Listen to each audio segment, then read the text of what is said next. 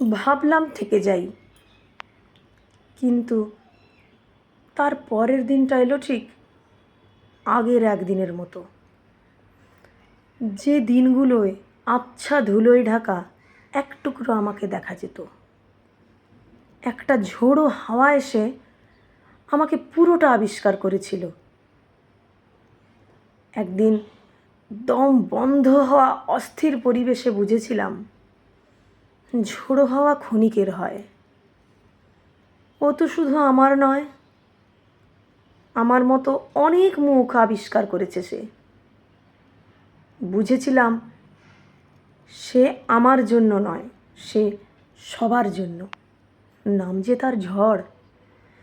তার এলাকা অনেকখানি, তার ছোঁয়া তো শুধুমাত্র আমার গায়ে লাগার কথা নয়।